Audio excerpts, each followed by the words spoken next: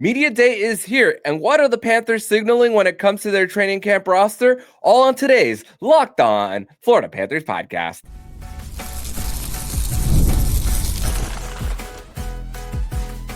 You're Locked On Panthers, your daily podcast on the Florida Panthers. Part of the Locked On Podcast Network, your team every day. And welcome into this Wednesday, September 17th edition of the Locked On Florida Panthers podcast, part of the Locked On Podcast Network, where it is your team every day. Thank you for making the Locked On Florida Panthers podcast your first listen of the day. I'm Armando Velez from the Hockey News. You can follow me on X at Monoman12. Follow the show anywhere you listen to podcasts and on YouTube. Shout out to the everydayers who come back here and get your daily Florida Panthers fix. Today's episode is brought to you by FanDuel. Download the FanDuel app now by visiting FanDuel.com to win $300 in bonus bets if your first $5 bet wins. You can do that all on FanDuel. So, Panther fans, grateful to be back here once again on another edition of the show to discuss everything in the world of the Florida Panthers, including the Panthers being back for Media Day. Although they've had captain skates over the last couple of weeks, the Panthers will be back in an actual media setting, and the coaches can actually interact with the players because per the CBA, coaches and players prior to Media Day cannot get on the ice together. So that signals that hockey is officially here and that we are getting ready for another season of Florida Panthers hockey. Today's show, we are going to discuss Mackie Samoskevich changing his sweater number. We're also going to discuss what we want to hear from the guys when they take the podium today at Media Day. And also, the Panthers also have announced their training camp roster and their schedule for the first 3 days of training camp. What does that signal as far as their approach to the preseason? A lot to get to on today's edition of the show. But yes, Mackie Samoskevich, right before the training camp roster was announced, that he will be changing his number from 25 to number 11. And yes, that has created a big conversation around the Florida Panthers fan base all over the social medias for sure. And yeah, I wanted to discuss the story of Mackie Samoskevich changing the number from 25 to 11 prior to discussing the elephant in the room when it comes to that. Usually when I discuss numbers regarding the Florida Panthers, usually I keep it short, but this one is worth discussing a whole segment about when it comes to this.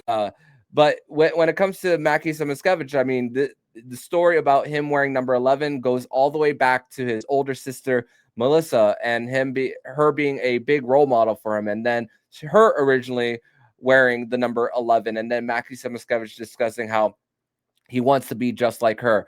And also the fact that his twin, Maddie, is also one who wore number 11 during her time in playing hockey. And also she just recently got drafted in the PWHL. So it's going to run in the family. I don't know what Maddie's, if Maddie is going to be wearing number 11 this year in the PWHL. Should have honestly looked that up right prior to pressing record, but hopefully she gets a chance to also wear number 11. And also Mackie also spoke about the different legends of the Florida Panthers franchise who have worn the number. Bill Lindsay, who has provided highlight moments for the Panthers, an original Panther coming from Quebec, and then also coming back in 2002 for the Panthers, and also being able to wear that same number. And also Jonathan Huberdeau, Gregory Campbell as well, who wore it for 3 years. Panthers assistant GM got to wear that number. So it's one that has been passed down and has a little bit of a legacy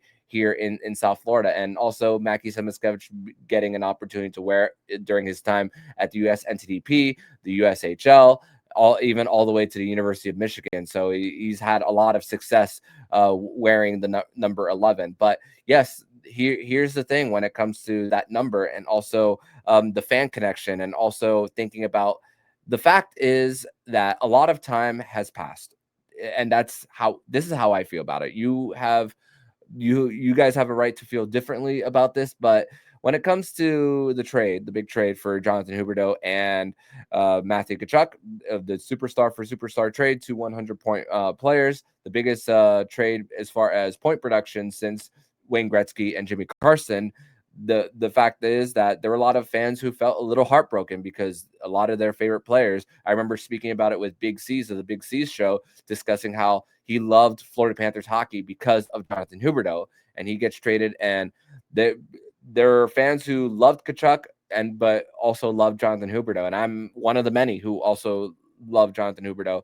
And right before I went from fan to media member, he was one of those first Panthers that I got attached to, as I became a fan of the Panthers the season before Huberdeau got drafted from the Florida Panthers. So kind of saw him kind of grow up. I mean, he was only a year older than me, so I felt like I personally grew up with him, and he grew up with the Florida Panthers franchise. But also, like I said, a lot of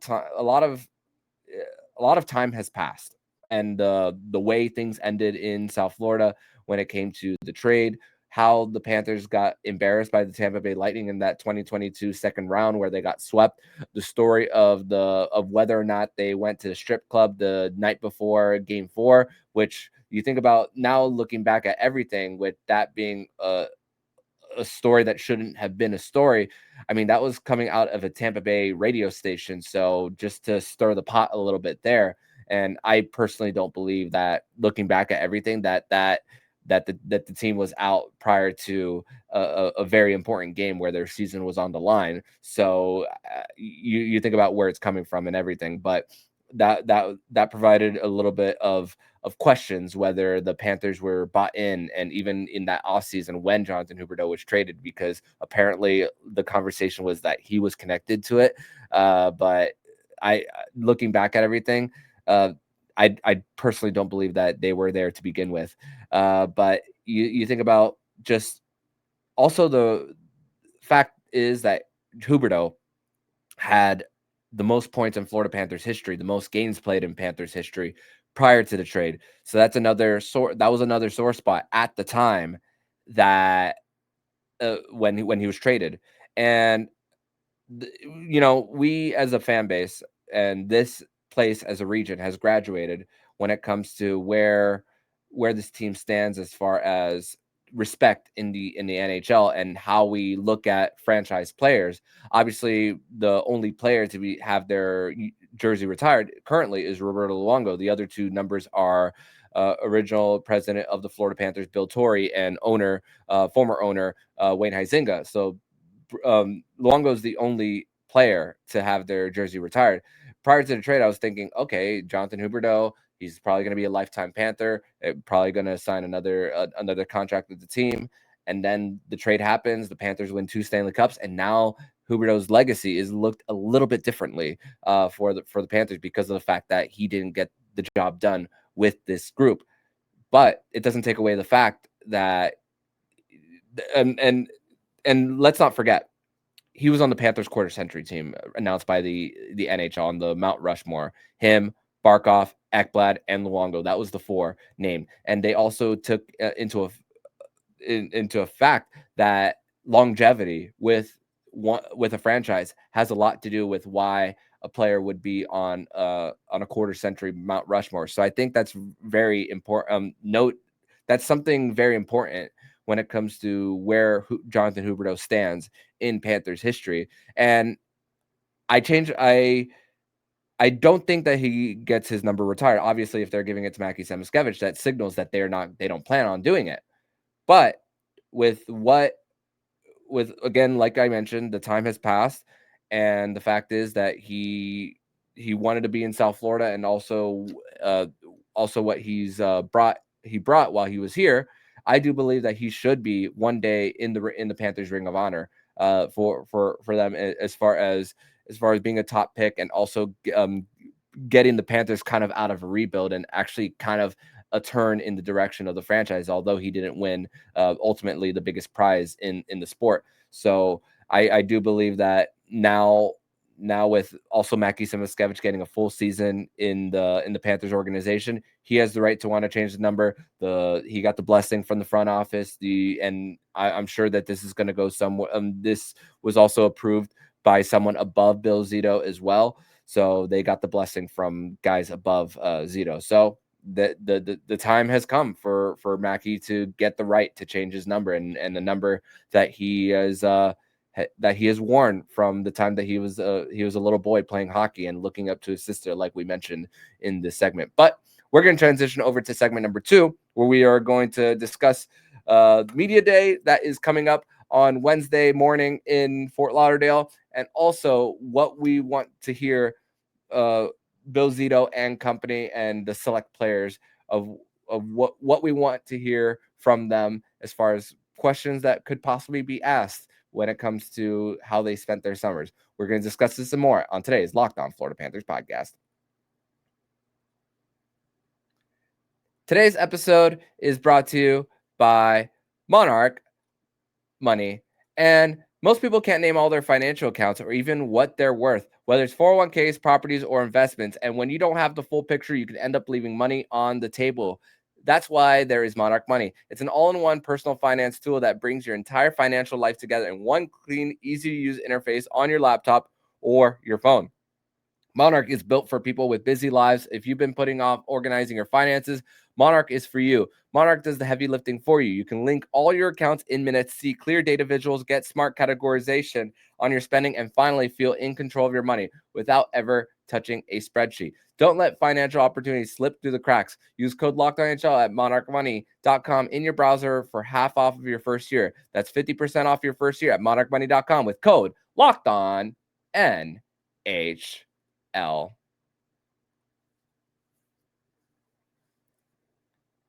Segment number 2 here on this Wednesday, September 17th edition of the Locked On Florida Panthers podcast. Thank you once again for making the Locked On Florida Panthers podcast your first listen of the day here on a Wednesday. As you guys noticed, no Wine-Ins Wednesday because we are recording this a few hours before the actual release of the show, and my schedule and Jacob's schedule this week just we couldn't find a time to record together, so I'm going solo on today's edition of the show. Jacob will be back next week prior to the Panthers preseason game against the Carolina Hurricanes. So yeah, Media Day is today, starting at 9 a.m. from the Baptist Health Iceplex in Fort Lauderdale. And Bill Zito and select players will be speaking to the media. We don't know which players will be speaking yet as of this moment, but we will get an idea as far as when the media meets with the PR staff, and they're going to tell us who are going to be the people who will be speaking as far as that. But Bill Zito will be up first, more than likely. We're going to hear from Paul Maurice. Bill Zito, I want to hear him say publicly, because we saw it in a statement about Matthew Caldwell leaving the Florida Panthers organization, but I actually want to hear him in an actual media setting discuss the impact of Matthew Caldwell, what he's done for his career, handpicking him as the general manager, him and Vinny Viola doing the work as far as putting Bill Zito in a position to succeed and what he's meant to him, and also wishing him luck in his future endeavors now that he's taken this new role with the Minnesota Timberwolves and the Minnesota Lynx of the NBA/WNBA. So that's another thing. I also want to hear what Bill Zito has to say about how difficult this cap crunch is going to be for the Panthers when Matthew Tkachuk is eventually healthy, and the Panthers do have to make a trade or more than one trade, and also might have to have the uncomfortable conversation when the time does come. Obviously, in those media settings, you're not going to say specific players to the general manager. I mean, I think he has an idea of what he's looking at as far as like who's going to make the most sense from a numbers perspective there. And also I want to hear what he has to say about the new playoff cap that's going to be happening, that's going to be implemented this year, and how they'll have to adjust as well. Paul Maurice, we'll see if he eventually talks to the media on Media Day.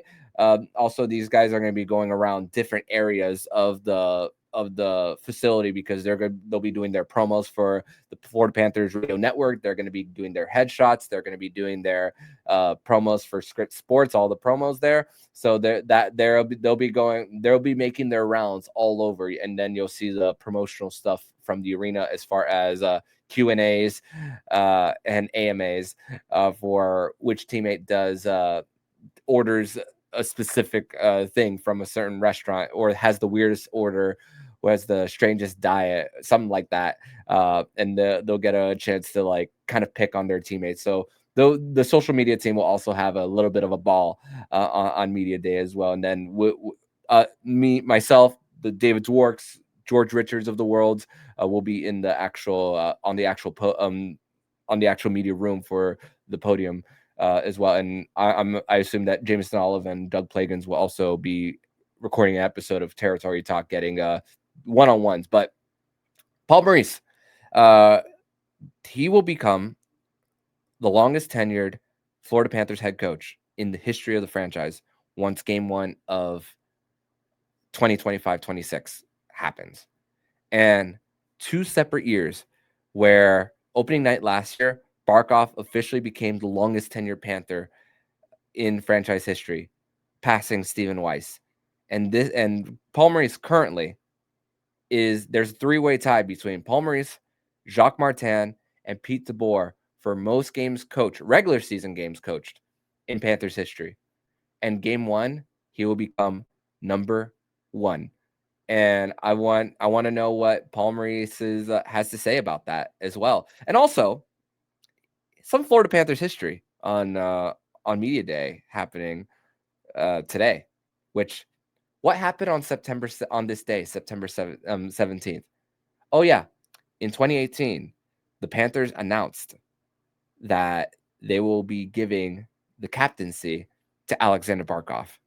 So another special day when media day will be conducted. If Alexander Barkov gets in front of the media, that is a question that I want to ask Alexander Barkov. I also want to ask about his activities off the ice, about owning a local pickleball team, the Palm Beach Royals. That's what they're called, and getting a chance to dig into different things outside of hockey. Barkov is just an absolute interesting man, a guy who loves darts, loves tennis, doesn't really love the traditional sports that like we do here in the US.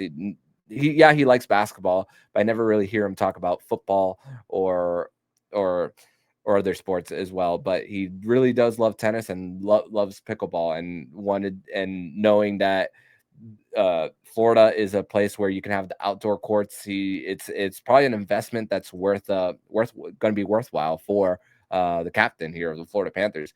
I want to see if the newcomers for the Panthers are going to be taking the mic as well. Jeff Petrie, Luke Cunnin, who Luke Cunnin played with Matthew Tkachuk, grew up with him. They're both Missouri boys, went to the USNCDP together. Bill Zito represented Luke Cunnin, which I think that's also a question that worth asking Bill Zito about bringing him in, and that connection to getting to know who Matthew Tkachuk is through Luke Cunnin.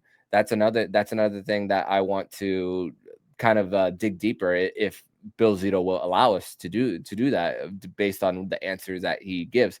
If Aaron Ekblad does end up getting up to the podium, I want to ask him how it feels to be back in South Florida versus having to call a moving truck and having to move somewhere like maybe a Detroit or even San Jose. Those were teams who were interested in Aaron Ekblad's services for them. So, I mean, it's not, yeah, a lot of you guys might be thinking, oh, these guys are millionaires. Yeah, moving is not going to be, they can just, they have enough money to pay for the move. But even with all that, it doesn't matter when it comes to how much they make when it comes to the moving. There's still a lot of stress because you're dealing with families, you're dealing with rearranging your stuff in a new room. You might not walk in a room and certain drawers or cabinets might be in a different position than what you had in your previous home. But that's a little bit of a difference when it comes to going from one place to another. It might not be the same amount of bedrooms or the same amount of bathrooms as your other place. So that's another thing, that there's a little bit of a comfort level that Aaron Ekblad has coming back to the Florida Panthers and wanting to commit to a place that he's called home. He, like we mentioned multiple times on the show, he stays here during the offseason. This truly is home, and it helps that his wife is also a doctor in the area who works year round, so he doesn't have a reason to leave. Matthew Tkachuk, although he is going to start the season on LTIR due to the surgery for his adductor injury and sports hernia. So he's not expected to speak to the media when you're injured, and especially expected to be out for a long period of time. We should not expect him to get up to the podium to talk. And I'm sure that's going to be a question on just to Bill Zito about the timeline, but he's not going to give anything specific. So no expectations there. If Carter Verhaeghe does eventually go up to the podium, I just want to know how his offseason has gone, if he's going to do anything differently, which these players, I'm sure Carter Verhaeghe's mindset is thinking, okay, it's just a bad shooting percentage year, that if I keep doing what I'm doing as far as playing the right way, getting in on the forecheck, playing well off the puck, which that's Verhaeghe's game with the type of line that he's on with Alexander Barkov and Sam Reinhart, that he'll still get his opportunities to get the pucks to the net, because his actual shots are not down by a lot, but they're still, sometimes certain years are not your years. And Carter Verhaeghe, I'm sure that he will be back to his career averages. And maybe it was the pressure of being of having that contract signed, which this is the first year that it officially kicks in at $7 million. Can you believe that Anton Lundell is going to season number 5 for the Florida Panthers? Now he's a seasoned vet, and there's a lot of young guys now coming into this Florida Panthers team. And he's now going to be a bigger mentor to those other guys around him, especially guys who are trying to make the team or even leave an impression past this year, even if they don't eventually make the Florida Panthers roster out of training camp, which I don't know how I'm going to project the lineup outside of what I've already talked about over the offseason. But hey, there's still battles to be determined based on who's going to be getting a chance in Charlotte, and maybe who will be on the back of the coach's mind when not this summer, but the next summer comes around. But that's gonna give us an opportunity to transition to segment number 3, where we are going to discuss the training camp roster and the training camp schedule, and what are the Panthers signaling as far as the amount of players that they have on their roster. All this and more next on the Locked On Florida Panthers podcast. Today's episode is brought to you by FanDuel. And the NFL season is here, and FanDuel is making sure you're ready for kickoff with a can't-miss offer. Right now, new customers can bet $5, and if your bet wins, you'll get $300 in bonus bets across the app. And I love using FanDuel because it fits however I like to bet. Player props, building the same game parlay, or even jumping in live as the action unfolds. It makes every game more exciting, whether you're watching the game or just keeping an eye on your fantasy lineup. And it's quick, easy, and the best way to add a little more energy to your Sunday afternoons or your evenings. And so are you ready to play? Download the FanDuel app right now by visiting FanDuel.com to get started. That's FanDuel.com to place your first $5 bet. Segment 3 here on this Wednesday, September 17th edition of the Locked On Florida Panthers podcast. Thank you once again for making the Locked On Florida Panthers podcast your first listen of the day. So the Florida Panthers announced their training camp schedule for the 2025-26 season, and 42 forwards, 23 defensemen, and 7 goaltenders will be part of the training camp roster for the Florida Panthers, as they'll likely make their first round of cuts after the doubleheader on Sunday against the Nashville Predators. The OHL season actually starts this Thursday, as I know the North Bay Battalion will be taking the ice. So Shamar Moses will be missing the first game of North Bay's season. He'll get that doubleheader more than likely with the Panthers, and then the Panthers will definitely ship him back off to his junior team, as highly unlikely that he will be signing his entry-level deal right now. So that's another thing of training camp for the Panthers. I mean, we saw Grayson Sachin and Hunter St. Martin stay longer during training camp because the Panthers were coming off the Stanley Cup run in 2024. And it's another Stanley Cup run that the Panthers are coming off of, which means you need bodies in this on this Panthers roster, because I'm hoping that honestly, I hope that the main group that we are going to see on a night in and night out basis starting in game 1 on October 7th against the Chicago Blackhawks, that I hope that none of them play, but we will see them, some of them in some games, maybe a limited minutes. But you look at the 43 forwards, 23 defensemen, 7 goalies, you have enough to at least do some of these games where it's mostly prospects for the Panthers here. So the training camp roster practices will be at 1 p.m. and 3:30 p.m.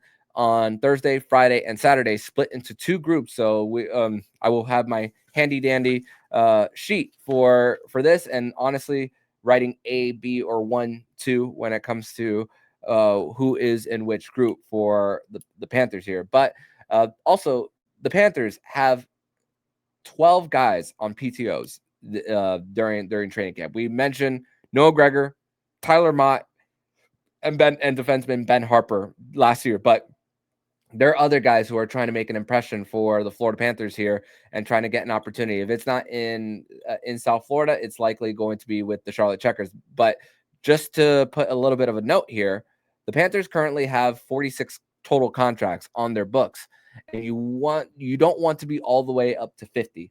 So maybe they sign 2 guys at most to AHL deals after this, but you want to leave a little bit of space throughout the year in case you need to bring someone into the mix. So some of the guys that are on PTOs for the Panthers here, Hunter Johannes played 51 games in Grand Rapids.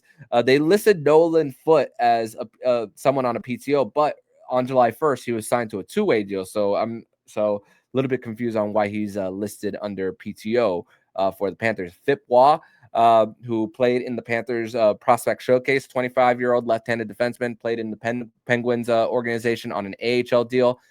Here's another player who's back with the Florida Panthers, actually. Cole Krieger. Remember him? 7th round pick for the Florida Panthers, originally signed to his ELC with the LA Kings, but not given a qualifying offer after this offseason. And he's born in Orlando, Florida. His dad, Todd Krieger, played for the Orlando Solar Bears in 1999 and 2000, back in the IHL days. So more guys who are part of the PTOs for the Panthers. Daniel Walcott, drafted in 2014 by the Rangers, former teammate of Carter Verhaeghe as he played multiple seasons with the Syracuse Crunch. And other guys who are there, Josh Lupina, 2021 4th round pick, spent time with mostly San Diego, not getting call-up or qualifying offer. Carson Cameron was an invite this past weekend for the prospect showcase. So a lot of guys getting invites, but not AHL deals, and then getting a training camp invite. Keep an eye on Carson Cameron this week, a right-hand shot defenseman, and he's only 18 years old. So maybe the Panthers are actually truly high on Carson Cameron, because the Panthers are trying to look for a right shot defenseman past this year to fill that 3rd spot, because Jeff Petrie is a stopgap player, which you think of defensemen who need a big training camp this year. Mike Benning is going to get a chance to, although he is on the 3rd year of his entry-level deal. Actually, he was an RFA this past season. He was given a 1-year deal. He's going to get, the Panthers are really high on him, and he can quarterback a power play, was mostly doing that in Charlotte. Gonna get a chance. He's now more seasoned in the AHL now. Does he get an opportunity to at least maybe be a call-up in the case that Tobias Bjornfoot comes into the mix, and then they place him on waivers, and then he gets claimed? And once again, I warn you guys, with being a Stanley Cup champion, there are going to be teams who want a little bit of a piece of the Panthers, and maybe Tobias Bjornfoot might be that guy who could get claimed off of waivers by another team. So if that happens, that leaves a little bit of room for Mike Benning sooner than we may think in the case of an injury situation for the Panthers. So he needs a good training camp. And this is the last chance, I believe, for someone like Evan Naus for the Panthers in his last year of his deal. And he was cut from the World Junior team. He didn't even play for Charlotte all of last season. He played mostly for the Savannah Ghost Pirates. So this is gonna be like his last chance to make an impression, to even get some games in the Charlotte Checkers organization. So that's another thing for those guys. I know those guys aren't guys on PTOs, but those are guys who on the defense that are need a big training camp. Other guys who are on PTOs for the Panthers here, Corey Andonovsky, split time between Wilkes-Barre and Springfield, between the Penguins and the St. Louis Blues organization. Andy Walensky, a former third-round pick from the Anaheim Ducks, uh, played 40 has 46 games of hockey experience, but spread throughout multiple years there, so it's never been consistent time in the NHL, and also jumped through 6 different AHL teams throughout a 4-year span, including the Charlotte Checkers. So the Panthers organization is actually very familiar with him. And also the goaltending battles for the third goaltender is going to be really interesting. Cooper Black is also part of the mix for the Panthers. Kirill Gersimyuk, someone who was playing with the Panthers in the prospect showcase just recently, and also guys who were played a lot of games in the AHL last year. Michael Simpson. He played for the Providence Bruins along with the Orlando Solar Bears, and also played pretty well. Was split in the crease with Michael DiPietro, which DiPietro is also a very prized goalie prospect across the AHL. So that's another thing, and we're gonna possibly see Danil Tarasov play his. We're gonna get our first impressions of Danil Tarasov, who's expected to be the number 2 behind Sergei Bobrovsky. Just looking down on my sheet a little more on just who I'm interested more to see throughout the training camp for the Panthers. Obviously, Jack Devine. He's going to spend his first full year with the organization after coming into the Checkers after finishing his career at the University of Denver. Played just this weekend at the Prospect Showcase in Wesley Chapel. Also, because of the salaries based on what you could fit on the cap. If it's not Luke Cunnin, that's going to be the 13th forward for the Panthers, or even 14th, because they're going to be able to start with 23. Mackenzie Entwistle will be possibly that other guy to be called up on an emergency basis for the Panthers here, as he struggled mostly with injuries last year and is looking for a little bit of a rebound for him this season. Also, guys who have won championships at different levels. Dennis Chisana, who was the captain of the Florida Everblades when they won their back-to-back titles. I know they three-peated, but back-to-back under the Panthers organization. Dennis Chisana was the one leading the way for the Florida Everblades. Played with the Savannah Ghost Pirates last year. So can he make that jump? He is signed under contract with the Florida Panthers. So can he make that jump later to the Charlotte Checkers there? So that's another player that I'm going to be looking out for this weekend for the Panthers. But yeah, like I said, I want the Panthers to rest most of their top guys, especially guys who are on the older side, like a Brad Marchand, Sergei Bobrovsky. Seth Jones is already in his 30s, so I want to see him.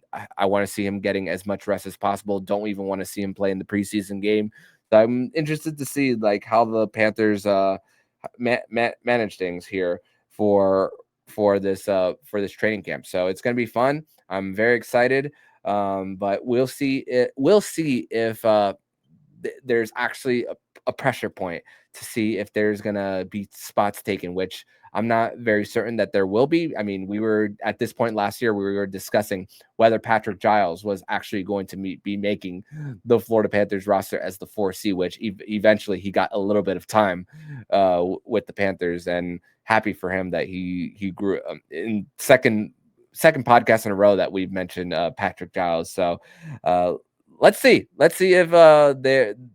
if any of these guys actually do take any of the roster spots, and we will be back here to discuss all of that and give our opinions on what we are seeing throughout the day at training camp. So yeah, that's going to do it for today's edition of the Locked On Florida Panthers podcast. Make sure to come back on Thursday's edition of the show. We'll break down everything that the guys had to say to the media, and our biggest takeaways from what they had to say, and maybe some unexpected quotes that we didn't see coming, because there's a little bit of those surprises every year for when they step back in a hockey setting for the first time in 3 months. So it's been a little bit more than 3 months. June 17th, exactly 3 months to the day since they won their second consecutive Stanley Cup, and the summer's gone by fast. Thankfully, it's gone by fast, and we survived, everybody. Ladies and gentlemen, Florida Panthers hockey is back, and I'm really glad to be sharing this platform with you guys, bringing you everything in the world of the Florida Panthers, and I couldn't be more excited to just have live games to be talking about very soon, and quotes from the guys as well. So very, very excited once again. But come back tomorrow as we will discuss more of that. But in the meantime, if you like what you're hearing, please subscribe to the podcast to be notified every single time the Locked On Florida Panthers podcast jumps into your podcast feed. Don't forget to also subscribe to the other shows on the Locked On NHL Network, including Locked On NHL, Locked On Fantasy Hockey, Flip Livingstone, and Steel Roden, and Locked On NHL Prospects. Thank you once again for making the Locked On Florida Panthers podcast your first listen of the day. So I'm Armando Velez, signing off. And you've been listening to Locked On Florida Panthers podcast, part of Locked On Podcast Network. We're your team every day.